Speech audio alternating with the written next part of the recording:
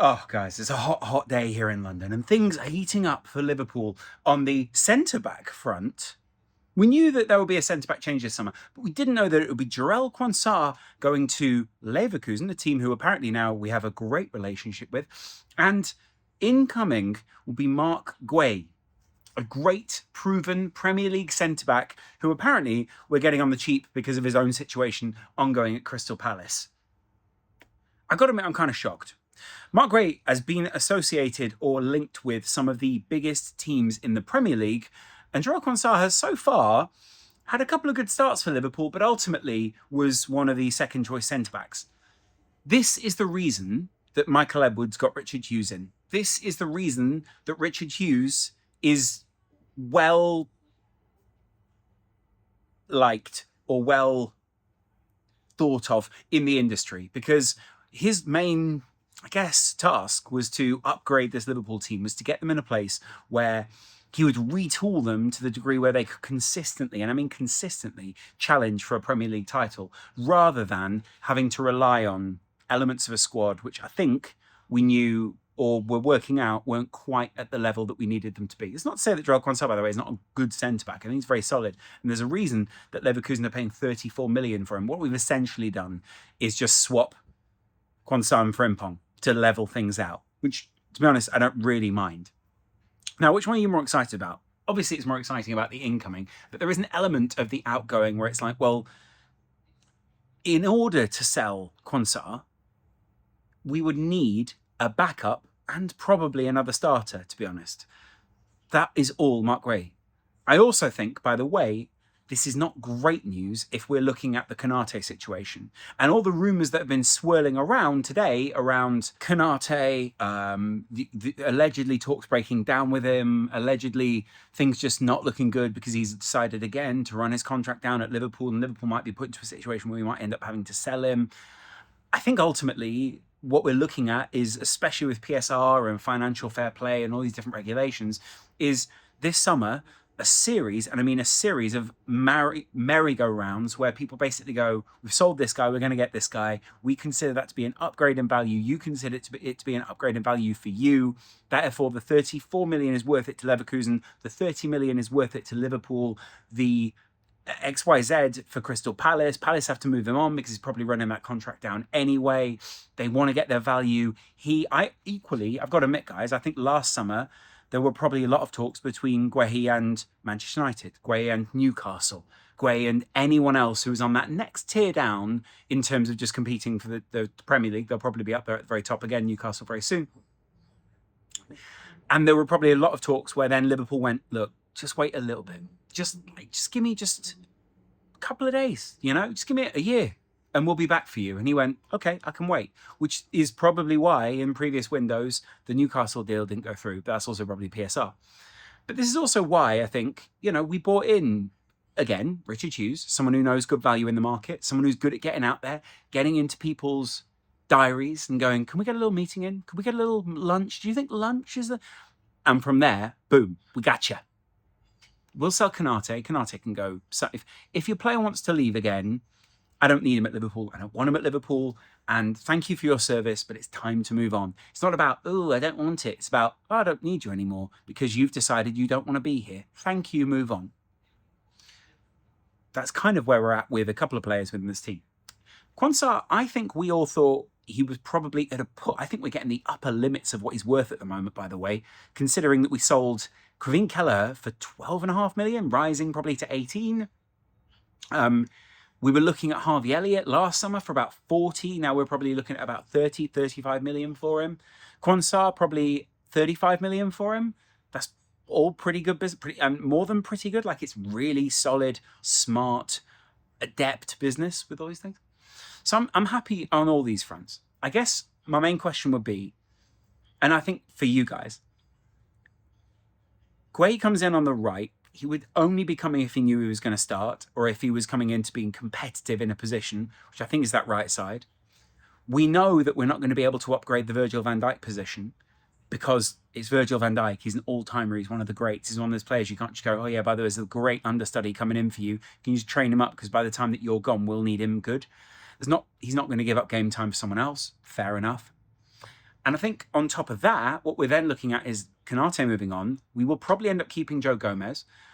Guéhi counts as homegrown, obviously, as, by the way, would Hato, because he's under the age of 20. It's what I've been told today. I think we're then looking at Liverpool, looking at when Van Dijk leaves, us then signing like a B side to Marc Guéhi would then be the kind of A side centre back. So we'd essentially have two A side centre backs, because Marc Guéhi is definitely one of the A sides in that Crystal Palace side. And what we would end up with is like a dominant Liverpool centre back, in an ideal situation, partnership of Guéhi, Van Dijk. You're still probably looking at Guéhi, by the way, being the B side in that relationship, but you're still looking at that as a very strong centre-back pairing. Two guys who can judge things really well, ball-playing defenders, people who can bring the ball out, people who can play really well with their feet, people who, if we ever say, look, Virgil, you know, we want to sit you for this game, not that we want to sit the club captain often, but you get my point. Like, we want to manage your minutes. There's possibly 50, maybe 60 games this season. Squad's going to need to get better. This all plays into this idea of consolidation within the Liverpool team and future planning. I think the thought this summer was, who's going to succeed Virgil? We need to bring someone in as a left centre-back and he's going to succeed Virgil, and then they'll play out at left-back and slowly tuck it. No. What Liverpool have looked at is right side, left side, can't replace Virgil, bring in someone else who's going to be a leader, who's going to learn from Virgil in these key years where they can shape his leadership style and all those kind of things. And then immediately after that, when Virgil does end up moving on, we've got a guy who's learned a lot from him, who's been alongside him, who can step up into that position, similar to the way that Trent learned a lot from being a leader. I think he still did learn a lot about being a leader and his own man with Jordan Henderson and being alongside Van Dijk and all these kind of things. We've got a similar thing with a Marc Guéhi type situation. I think, to be brutally honest, we've learned that we aren't sure on the profile anymore of Quansah. It's not that he's not a good centre-back. It's that we're not sure whether he's the profile that we need and whether his confidence is going to grow to such a degree that he is a top-tier Premier League centre-back. There is no judgment on that. I think he's obviously a great character. He's obviously a great kid. And he's obviously someone that Klopp and everyone else really liked. And we wanted to lock him down for a while. We put him on that new contract. We knew that there was value in him. And I think we wanted to retain that value for him, have a centre-back option that we were able to rely on kind of short stints. Remember, he played that right-back and the right centre-back role for us multiple times, and he was very solid there, but he wasn't ever... I don't think he was ever a starter for us with our full complement of players. So all of that is then playing into what we then move on from Quansah. And I think equally, when Liverpool see value in the market, this summer, I've said it time and time again, is about consolidating our concentration of talent within the squad, being just a dominant A-class team throughout. Right back, A-class. Right centre-back, A-class. Left centre-back, A-class. Left back, A-class. Goalkeeper, A-class, all the way down to our replacement goalkeeper. And then we've sold Jarosz, he's been moved on. Keller has been moved on. That's the degree to which we're confident about our choice of goalkeepers. Midfield, A-class, A-class, A-class. Striker, there isn't really a position where you look at the team outside of striker now where you go B. Salah had an A-class season, but I think what we're anticipating is that over time that will drop away and the numbers will drop away. We'll need someone else to rely on in Florian Wirtz. We'll bring in an A-class striker. We'll bring in someone who's going to get the most out of Salah and Wirtz and whoever else is playing off him in McAllister, Szoboszlai, Frimpong, Kirkhead. All of those guys, depending on the orientation of the team. And then not only that, but in bringing in a ball-playing centre-back on that side too, we're offering more options. We lost a ball-playing right-back this summer.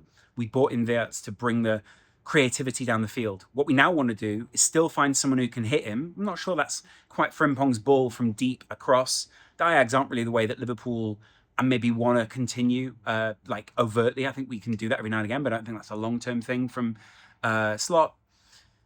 But I think what we're looking at is two centre-backs there where you go, wow, which one's the weak option here? Is it Guéhi? Is it Virgil van Dijk? Which way are they going to play the ball? You kind of knew that the ball was going to go through Van Dijk before, but now can it go through either ball-playing centre-back side? There's a very Dutch idea and philosophy behind that I think we're backing up in Slot.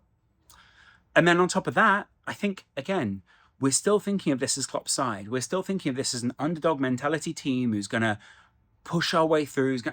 I think Liverpool are about to try and go for the neck in terms of dominance, in terms of being the A side in the league. We're not going to be the other option. We're looking to be that scary, dominant, horrible team to play that people people probably resent in England, that people probably don't like playing. They already don't like us. They already don't like playing us. Good. Make them, if anything, double down on that. Edwards and Hughes and everyone else have been plotting and planning on this for such a long time now that I kind of respect it, because I think a lot of people underestimated them with their laptops and everything else. Anyway, I appreciate you guys watching the video, and I will chat to you guys in a little while. Let me know how you're feeling about the Guéhi links, about the Quansah links, about all these kind of things. And I will see you guys in a little while. Much love.